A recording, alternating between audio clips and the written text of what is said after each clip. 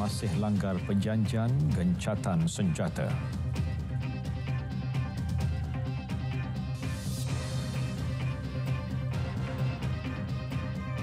Assalamualaikum, salam Malaysia Madani.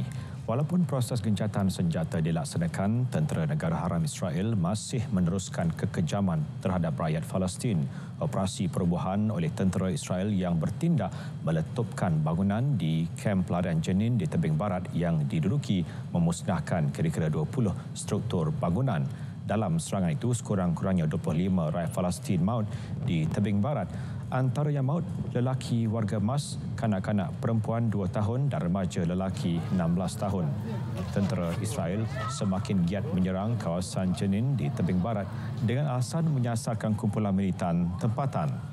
Kira-kira 20 bangunan di kawasan itu diletupkan serentak semalam. Dalam pada itu, Presiden Palestin Mahmud Abbas dalam satu kenyataan menggesa bantuan Amerika Syarikat bagi menambahkan operasi ketenteraan Israel. Mahmud Abbas juga menggesa mesyuarat tergempar Majlis Keselamatan Pertubuhan Bangsa-Bangsa Bersatu UNSC untuk menghentikan pencerobohan Israel yang berterusan terhadap rakyat Palestin. Dalam pada itu, pelapor khas PBB mengenai Palestin menyifatkan tindakan Israel di tebing barat sebagai jenayah. Abaran mengenai perkara ini telah dikemukakan kepada Perhimpunan Agung PBB UNGA dalam laporan terakhirnya pada Oktober 2024. Niat genosid itu dapat dilihat dalam tindakan Israel menyasarkan seluruh rakyat Palestin dan keseluruhan wilayah Palestin yang diduduki. Masyarakat antarabangsa digesa campur tangan bagi hentikan kemusnahan berterusan di semua wilayah yang diduduki, bukan hanya Gaza. Perdana Menteri merangkap Menteri Luar Qatar Sheikh Mohammed bin Abdul Rahman Al-Thani menggesa Israel dan Hamas untuk segera memulakan rundingan bagi fasa kedua perjanjian gencatan senjata di Gaza. Qatar turut menekankan kepentingan semua pihak untuk mematuhi sepenuhnya semua syarat perjanjian gencatan senjata. Sheikh Mohammed berkata rundingan mengenai fasa kedua perjanjian Gaza dijadualkan bermula pada hari ini. Perdana Menteri Qatar itu menekankan kepentingan komitmen kedua-dua pihak untuk melibatkan diri dengan niat baik. Mengenai cadangan Presiden Amerika Syarikat Donald Trump untuk memindahkan penduduk Palestin dari Gaza, Sheikh Mohammed menegaskan semula penolakan tegas Qatar terhadap sebarang pemindahan paksa. Semasa mesyuarat Menteri Arab di Qahirah pada Sabtu lalu, Sheikh Mohammed mengulangi penolakan Qatar terhadap sebarang percubaan untuk mengeluarkan rakyat Palestin secara paksa dari Gaza. Korea Utara hari ini menampilak Setiausaha Negara Amerika Syarikat Marco Rubio kerana menghina negara itu dalam satu wawancara baru-baru ini. Jurucakap Kementerian Luar Korea Utara turut menegaskan pihaknya tidak akan sekali-kali bertolak ansur dengan sebarang gertakan AS. Korea Utara turut memberi amaran akan melakukan tindakan balas yang keras terhadap AS. Komen itu dibuat selepas Presiden AS Donald Trump memaklumkan bahawa beliau akan menghubungi pemimpin Korea Utara Kim Jong-un selepas pernah bertemunya ketika penggal pertamanya yang lalu. Dalam satu temubual radio baru-baru ini, Rubio menyebut Korea Utara dan Iran sebagai negara penyangga yang perlu didepani dalam membuat keputusan dasar luar. Iran memperkenalkan peluru berpandu balistik buatan tempatan baharu. Ia berupaya dilancarkan dengan jarak operasi sejauh 1,700 km. Peluru berpandu yang dinamakan iktimat iaitu kepercayaan diperkenalkan semasa lawatan Presiden Masoud Pezeshkian ke pameran industri aeroangkasa Kementerian Pertahanan di Tehran. Peluru berpandu itu dilengkapi kepala peledak berketepatan tinggi. Pezeshkian menegaskan keupayaan pertahanan Iran telah mencapai tahap yang tinggi.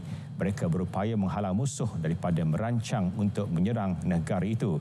Pengukuhan keupayaan pertahanan Iran bertujuan menjaga keselamatan negara dengan menghalang sebarang tindakan pencerobohan, dan Iran tidak berniat untuk menyerang mana-mana negara lain.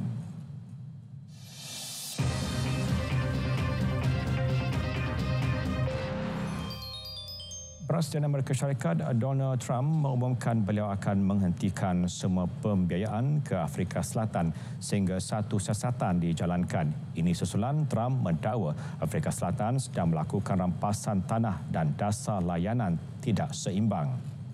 Isu tanah di Afrika Selatan sekian lama menjadi perdebatan dengan usaha untuk membetulkan ketidaksamaan era pemerintahan putih mendapat kritikan daripada konservatif termasuk Elon Musk. Bulan lalu, Presiden Afrika Selatan Cyril Ramaphosa menandatangani satu rang undang-undang yang menetapkan bahawa kerajaan boleh menawarkan ganti rugi sifar bagi harta yang diputuskan untuk diambil alih atas kepentingan awam dalam keadaan tertentu.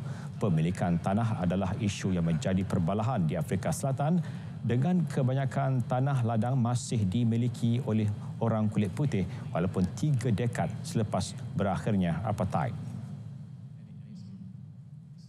Setiausaha Negara Amerika Syarikat AS Marco Rubio memberi amaran kepada Presiden Panama Jose Raul Molino bahawa Washington akan mengambil tindakan jika Panama tidak segera menamatkan pembebitan China di terusan Panama.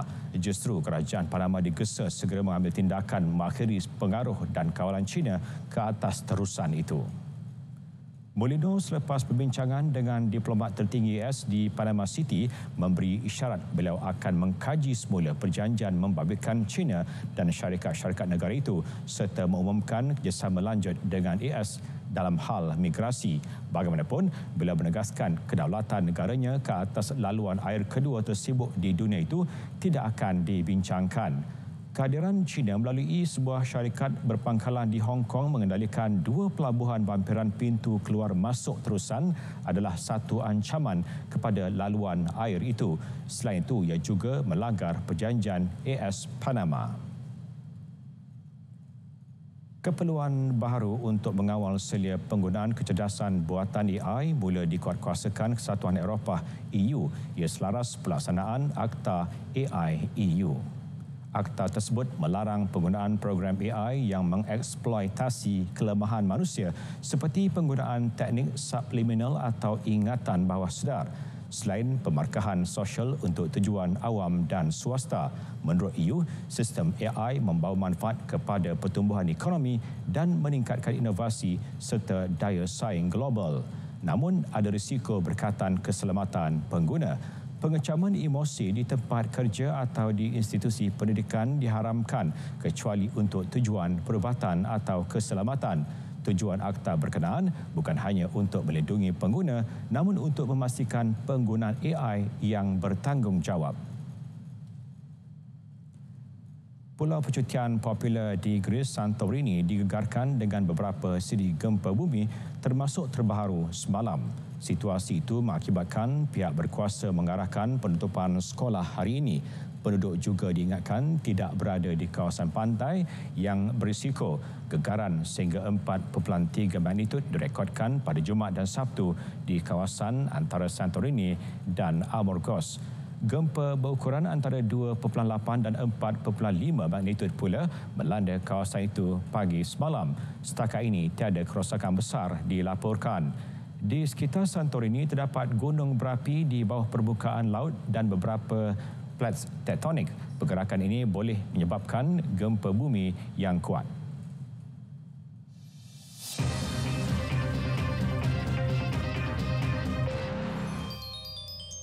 Tenis terbuka Auksitani, pilihan kedua pasangan Felix Auger-Aliassime terpaksa bekerja keras sebelum menumpaskan wakil Amerika Syarikat Alexander Kovacevic di pentas akhir. Pasangan di Montpellier, Perancis menyaksikan pemain Kanada itu bermula cemerlang menguasai set pertama 6-2. Masuk set berikutnya, bintang berusia 26 tahun itu dipaksa bermain dalam penentuan tie break sebelum tumpas 6-7.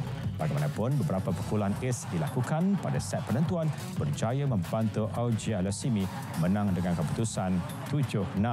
Kemenangan itu membolehkan beliau muncul sebagai pemain pertama memenangi 2 trofi jelajah untuk tahun 2025. Ini juga merupakan gelaran jelajah ke-7 dimenanginya.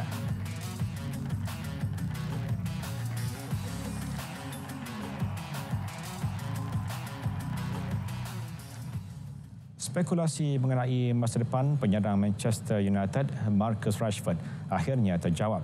Pemain berusia 27 tahun itu sah bakal beraksi bersama Aston Villa secara pinjaman sehingga akhir musim ini. Perpindahan sekaligus mencerahkan peluang pemain kebangsaan England itu untuk kembali bermain dalam saingan EPL. Rashford disisihkan sejak Disember tahun lalu oleh Ketua Jurulatih Red Devils Ruben Amorim susulan prestasi tidak konsisten. Produk Akademi United itu telah menjaringkan 138 gol sepanjang 426 penampilan bersama pasukan. Bila yang mampu beraksi di bahagian sayap akan menyertai dua pemain lain yang dibeli Villa pada jendela perpindahan Januari, iaitu pertahanan Levante Andre Garcia dan penyerang Daniel Malen dari Borussia Dortmund.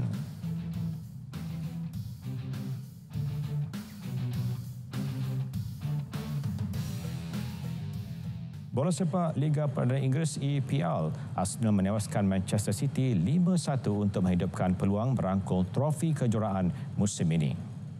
Aksi di Stadium Emirates menyaksikan The Gunners bermula garang dengan Martin Odegaard membuka jaringan seawal minit kedua. Pada babak kedua, Erling Haaland berjaya menyamakan kedudukan untuk pelawat pada minit ke-55. Namun kedudukan itu tidak bertahan lama apabila rembatan Thomas Partey menerjah gawang City seminit kemudian. Derita City ditambah melalui jaringan Miles Lewis sekali pada minit ke-62, Kai Havertz di minit ke-76 dan Ethan Nwaneri pada masa kecederaan untuk keputusan 5-1. Sementara itu, Manchester United tumpas 0-2 ke atas Crystal Palace di laman sendiri. Pemain penyerang Jean-Philippe Mateta muncul wira apabila meledak kedua-dua gol untuk pasukan pelawat. United kini mengalami kekalahan kelima dalam 6 perlawanan Liga terakhir mereka, sekaligus kedudukan ke-13 dengan hanya 29 mata.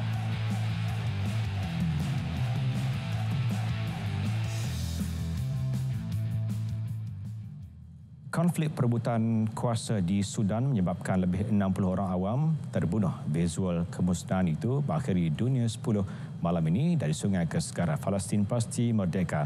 Salam Malaysia Madani.